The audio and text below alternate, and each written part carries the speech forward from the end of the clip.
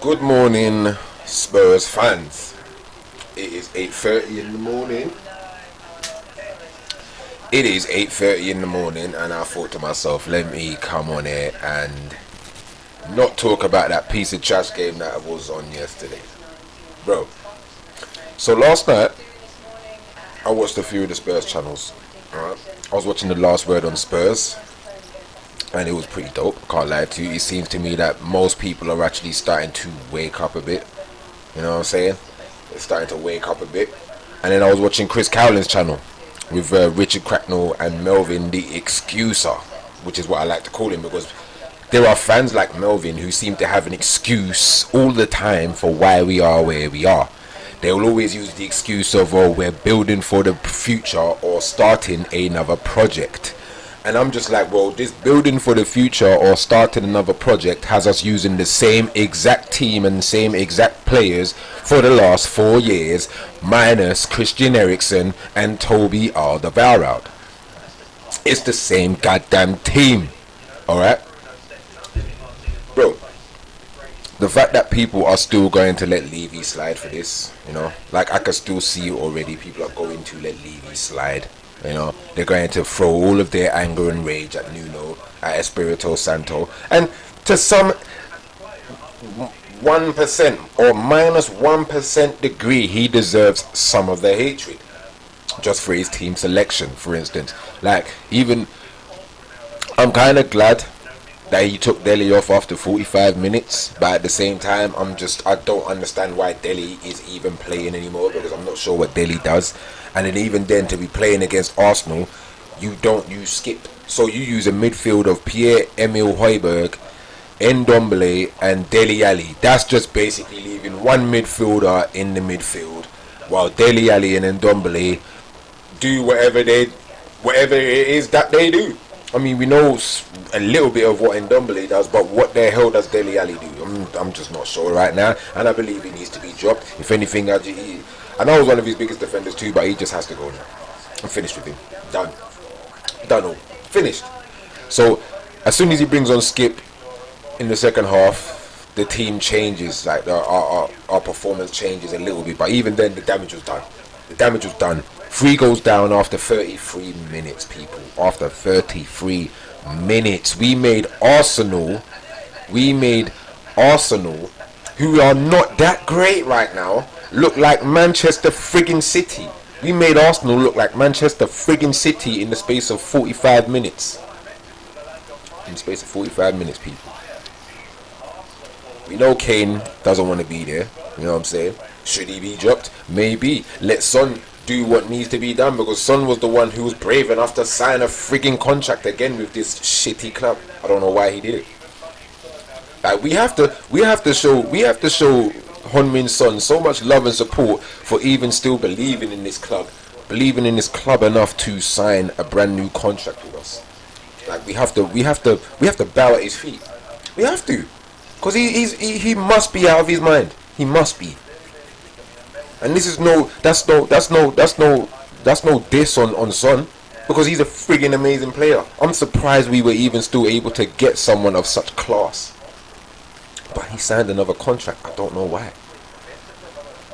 Harry Kane, like Anthony Costa, and again, this is why I love Anthony Costa. Wherever I kind of hear him on some of these Spurs channels, like either on Chris Cowling's or the last word on Spurs, because he keeps it so freaking real. He is much like myself.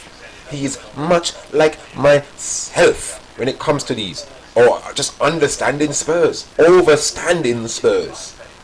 He said yesterday on the last one of Spurs that Harry Kane's body language has been like this the second we sacked Mourinho, because he scored 2 goals after the sacking of Mourinho for the rest of the season.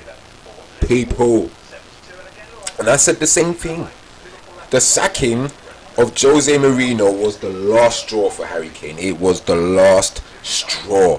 And you can even, like, if you was a fly on the wall in Harry Kane's house that day when that morning he found out that Jose Mourinho was just quickly sacked just out of nowhere, you can literally say he was just like, I'm fucking done. I'm done. You sacked one of our best managers because you didn't back him in Poch. And then you bring in Mourinho, who wins everything everywhere he goes. wins everything everywhere he goes, and you sack him 6 days before our final that I'm supposed to be performing in under this manager who got us there, and you sack him. Still, we don't have an excuse why you sacked him. We don't even have an excuse why he's been sacked. And you think Kane's just like, you think it's the Man City thing? Hell no, people. Hell no. He's done because of the frigging club, bro. Because we sacked Jose Mourinho, and I'm not saying Jose Mourinho didn't need to be sacked. I'm saying Jose Mourinho should have been sacked after the freaking Zagreb loss. So I'm hearing loads of Spurs fans come out and say that's probably the game yesterday against Arsenal was like the worst performance they've seen in a long time. I'm like, a long time? We saw some terrible performances last season, people. That's not a long time. We saw some terrible shit. I know I did, and I don't forget. I don't, bro. And then Ndombele comes off after, like, I think, what was it, 75 minutes or 80 minutes or something like that. And then Brian Hill comes on. And again, he just looks so, like, he just looks like he actually wants to freaking play. And I don't get why he's not starting. I don't get why Brian Hill isn't starting ahead of Dele Alli. I don't know why. I don't know why Christian Romero, who Serie A's top defender, isn't starting. We're starting with the same team people we've been starting with for the last 4 years, minus Ericsson and Toby Alderweireld, people. We're starting with the same team. I mean, and I could go on about Lord Emperor Lee Voldemort. You know, it's my special word, my special name for him, Lord Emperor Lee Voldemort, because he's just getting away with anything and everything, and the fans are just scared to say shit. The fans will watch us lose 3-0 at Crystal Palace and say, Selhurst Park is a hard place to go. It's a tough place to go. And then, like me and my dad was saying yesterday with my older brother who's a Liverpool fan, like, yo, we drew 1-0 with Crystal Palace at Selhurst Park. Just about! Because we got 1-0 up and then decided to hold on to a 1-0 lead and then just about finish 1-0. And then Liverpool go there the next weekend and bash them 7-0. That is the difference between champions, people, top teams. Alright.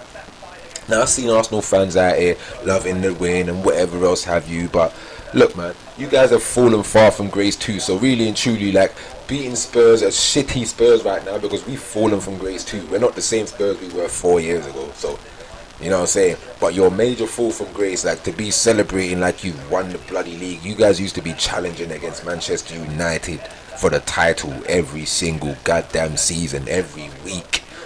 But now you're happy to just beat Spurs. But again, that's like us Spurs fans too.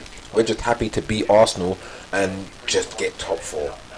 Just get top 4, finish above Arsenal, and possibly beat Arsenal. That's all our aspirations too. That's all our aspirations. Because we just want to get top 4. We just want to get top 4. And that shows you it has run down into the fans now from the top. From the top is run down to the players, and now from the top is run down to the fans, where we just want top 4.